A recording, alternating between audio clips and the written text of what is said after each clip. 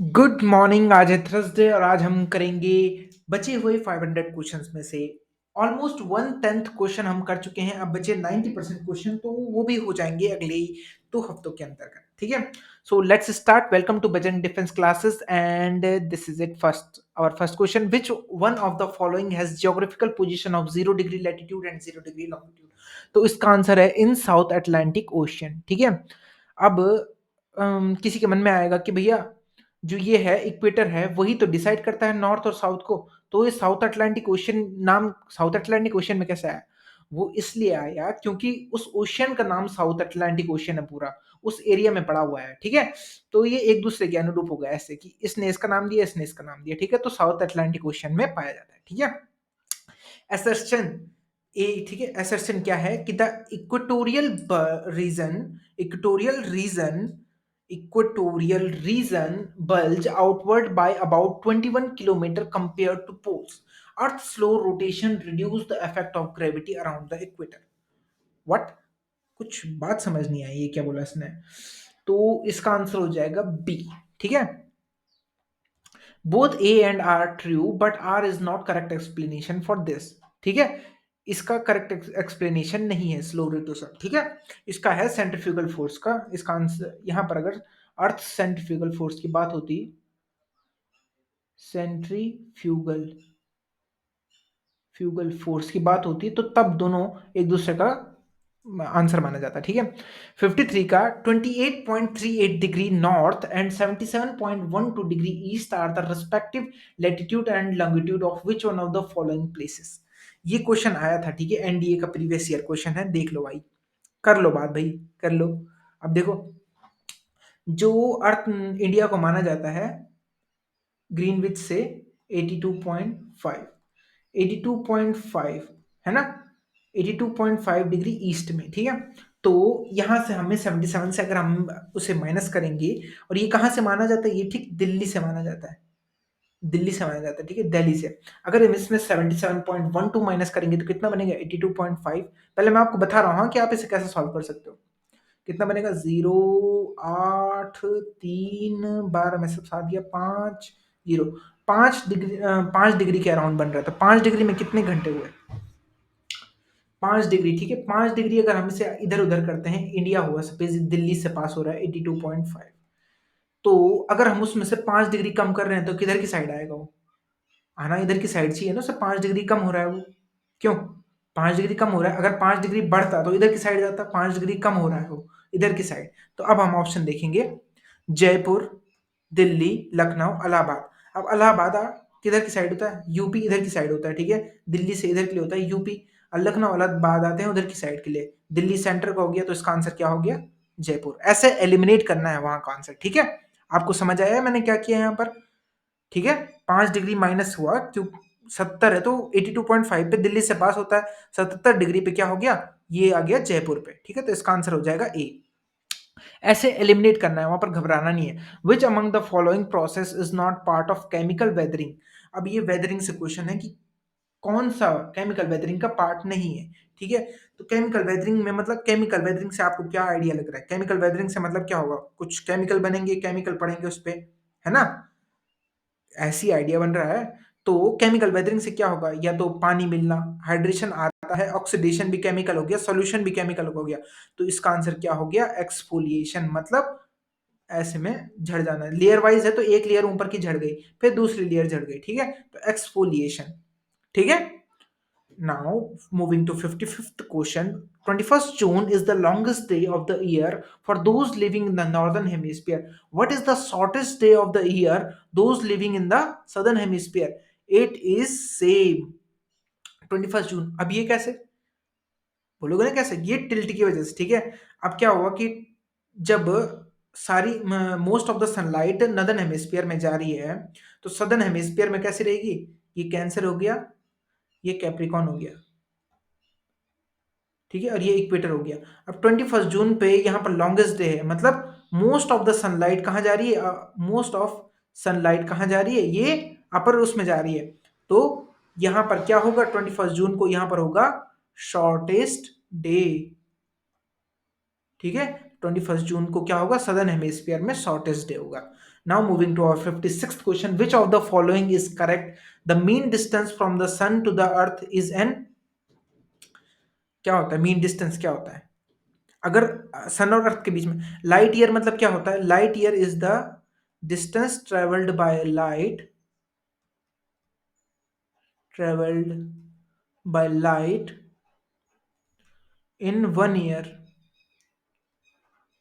1 year, ठीक है। एक साल में लाइट कितनी दूरी तय कर गई, कितनी दूरी के तय कर गई, वो हो गया क्या, लाइट ईयर। पैरेलैक्टिक सेकंड होता है यूनिवर्स के डिस्टेंस नापने के लिए, और एस्ट्रोनॉमिकल यूनिट होता है क्या, सन से, सन टू अर्थ डिस्टेंस के लिए। एक एस्ट्रोनॉमिकल यूनिट बोलेगा तो एक बार डिस्टेंस कहां से, सन टू अर्थ, ठीक है, एक बार डिस्टेंस। और एंगस्ट्रॉम क्या होती है, ये भी डिस्टेंस होती है, ठीक है। Now, when we consider 15-degree meridian on a world map or a globe and count them in an eastward direction, starting with Greenwich meridian. एक सेकंड दोबारा पढ़ते हैं, मैं थोड़ा सा हो गया था। When we consider 15-degree meridian on a world map or a globe and count them in eastward, ठीक है। अगर मैं when we consider 15-degree meridian on a world map or a globe, count them on an eastward direction, starting with Greenwich meridian, which we find that the time of this meridian is as 1 hour fast, ठीक है। इसका answer हो जाएगा 1 hour fast. अब ये कैसे, अब ये आपको पहले इसकी मीनिंग समझनी पड़ेगी, ये कैसे है, ठीक है। अब देखो 1 hour फास्ट मतलब क्या, 1 घंटे आगे चलना। अब क्या होता है कि ये 0 डिग्री हो गया ग्रीनविच, जीएमटी, ठीक है। जीएमटी इसको मैं बड़े बड़े में दिखाता हूँ, ठीक है। यहाँ पे दिखाता हूँ मैं, ये देखो ऐसा बड़ा सा बना दिया मैंने, ये पोटेटो बन गया है, पर समझने के लिए, ठीक है, एडजस्ट कर लो यार, तुम तो कर ही सकते हो। तो ये हो गया जीएमटी, समझने के लिए, ठीक है। जीएमटी अगर वो ईस्टवर्ड हर 15 डिग्री चल रहे हैं, ईस्टवर्ड हर 15 डिग्री ईस्टवर्ड चल रहे हैं वो, तो इससे क्या मतलब बन रहा है उनका, थोड़ा सा समझो यार, जरा थोड़ा नहीं आ रहा है इसमें बनाना मुझे, ठीक है। I am trying bro, bro I am trying bro. कुछ होगा क्या पता इसमें, डिजाइन विजाइन का है क्या, कुछ नहीं लग तो नहीं रहा है, पर जैसे जैसे हम एडजस्ट कर लेते हैं, ये ठीक है थोड़ा सा।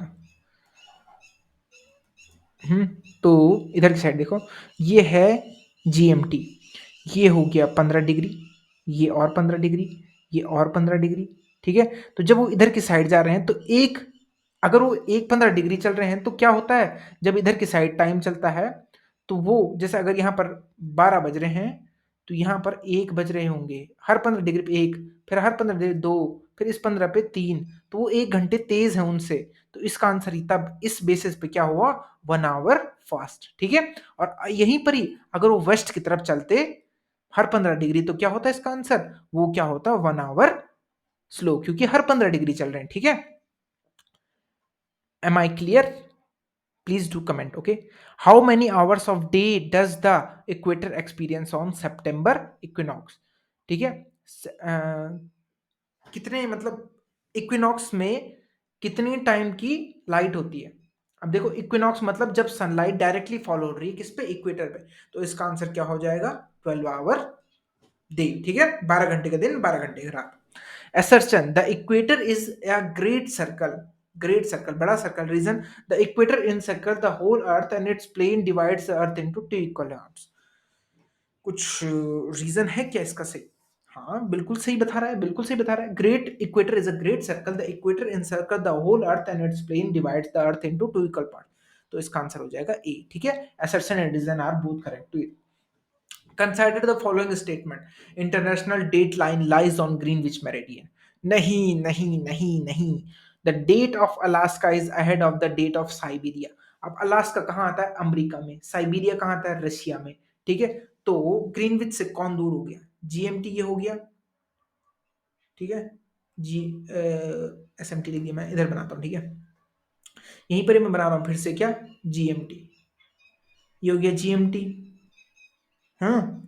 अब अलास्का आता है यहाँ पे, कहाँ पर, अमेरिका के सामने लास्ट पार्ट में, जो ये वाला रहता है अलास्का रहता है, फिर अमेरिका वाला हिस्सा रहता है, फिर यहाँ पर एरिया रहता है कौन सा, ये वाला एरिया रहता है अटलांटिक ओशन, और इधर की साइड रहता है पैसिफिक ओशन, और फिर रशिया रहता है, साइबेरिया रहता है, इस वाले इलाके को साइबेरियन रीजन बोलते हैं, और इस वाले को, तो वो पूछ रहा है कि the date of Alaska is ahead of date of Siberia.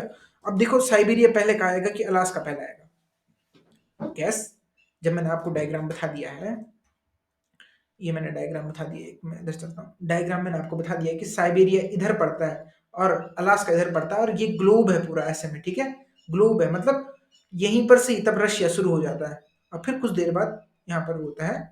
तो बताओ अलास्का की डेट कहाँ होगी, तो अलास्का एक दिन पीछे होगा, इसका मतलब ये हुआ भाई, नहीं, अलास्का एक दिन पीछे होना चाहिए साइबेरिया से, फिर तो क्यों, क्योंकि वो अपार्ट हो रहे हैं, वाइड अपार्ट हो रहे हैं, क्यों, तो मतलब देखो पहला तो गलत हो गया, अब दूसरा भी गलत हो गया, तो इसका आंसर क्या हो जाएगा, neither one and neither two. मैंने आपको समझाने की कोशिश करा हुआ है, ठीक है, इसे एक बार ग्लोब में या फिर मैप में देख लेना, एक बार अगर आपने आपको सिलेक्शन देखना चाहते हो तो एक बार ग्लोब देख लो भाई। अब ग्लोब कहाँ से लाए, अरे बाबा गूगल है, गूगल है, यूट्यूब है, नहीं, ठीक है। Which one of the following pair is not correctly matched, month and position of the sun, position ये नहीं, पोजीशन ऑफ द सन, ठीक है, mid day sun overhead of tropic of cancer, और ये कब होता है, जून 21, इंटरनेशनल योगा डे, ठीक है। दिसंबर mid day sun, sun overhead over tropic of cancer, ठीक है। अब दिसंबर में क्या होता है, दिसंबर 22, ठीक है, longest day in southern hemisphere, southern hemisphere, ठीक है। मार्च मिड डे सन ओवरहेड, और मार्च 21 वर्नल इक्विनॉक्स, ठीक है। सितंबर mid day sun over head of arctic, क्या यार ये वाला गलत हो गया, इसका आंसर डी हो गया, ठीक है। अब सितंबर में क्या होना चाहिए था, सन क्या होना चाहिए था, सन ओवरहेड ऑफ इक्वेटर, तब ये भी सही माना जाता, और कब होना था, सितंबर 23, ठीक है। तो इसका आंसर हो गया विच one of the following is not correctly match, तो इसका आंसर हो गया D, assertion the tidal effect of moon on the surface of earth is less then that of, the tidal effect of the moon on the surface of the earth is less than that of sun, और reason है moon gravitational pull at the earth surface is less compare to the sun's gravitational pull, both A and R true and R is correct explanation. क्या होगा इसका, इसका answer मैं बताऊंगा, पर एक बार आइडिया लगाओ क्या होगा। 62 का क्या होगा, the tidal effect of the moon on the surface of the earth is less than the moon gravitational pull at the earth surface is less compare to the sun gravitational pull, ठीक है। Simple सी बात है भाई, gravity की बात हो रही है, सन बड़ा है उसकी ग्रेविटी ज्यादा है, ठीक है। The tidal effect of moon on the surface of the earth is less than of the sun, simple सा, both A and R true and R is correct explanation for A. Now consider the following. Consider the following. क्या भैया, galaxies are major building block of universes. Galaxies may be regular, irregular in shape.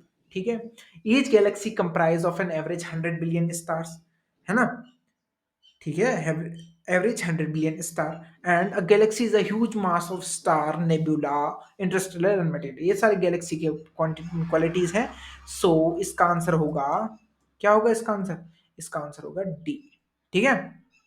Now the पेनी पेनिनीज, ठीक है, पेनीज नहीं है, Pennines, Pennines, the Appalachian and the Aravallis are example of, अब ये किस किस के एग्जाम्पल, अरावली किसका एग्जाम्पल हो गया, ये क्या हो गए, ये अरावलीज जो होते हैं, अरावली कहाँ होते हैं, ये मध्य प्रदेश की साइड पाए जाते हैं, अरावली माउंटेन्स, ठीक है।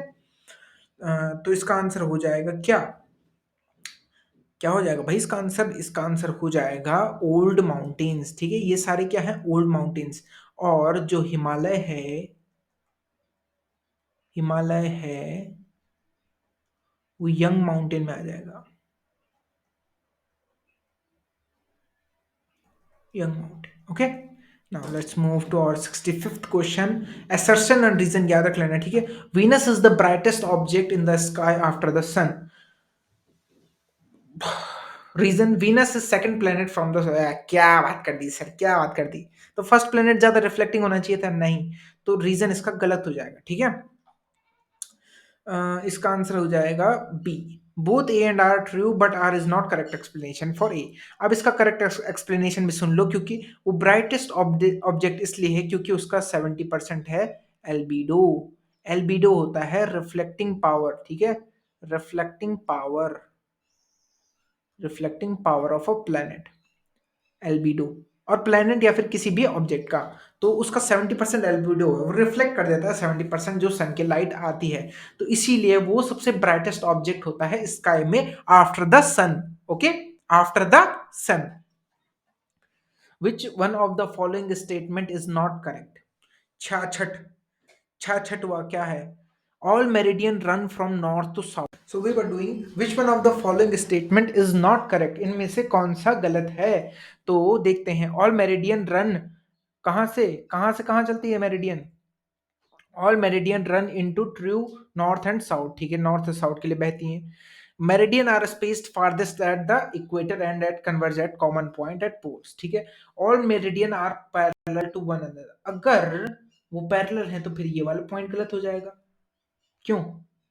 कॉमन पॉइंट पे आ जाती हैं, कॉमन पॉइंट पे आ जाती है मतलब वो मिलती हैं. तो इसका आंसर हो जाएगा यहां पर, ये वाला गलत हो गया. इंडेफिनाइट नंबर ऑफ, ध्यान रखना इंडेफिनाइट कर सकते हैं हम, नंबर ऑफ मेरिडियन ड्रॉ कर सकते हैं, ठीक है, अर्थ पे. ठीक है, तो इसका भी ये भी सही हो जाएगा. तो इसका ओवरऑल आंसर क्या होगा. इसका आंसर होगा सी. कौन सा गलत है, ठीक है. तो इसमें मैं बता देता हूँ, कंफ्यूजन ना हो किसी से. तो this is it. This is all from my side in this session. क्योंकि भाई 18 मिनट से ज़्यादा का समय हो गया है. थोड़ा मैं एडिट करके इसे थोड़ा 16-17 मिनट तक ले आऊँगा. So thank you for joining the session. Hope you get knowledge what you were searching for on this, and that's all from my side. Thank you.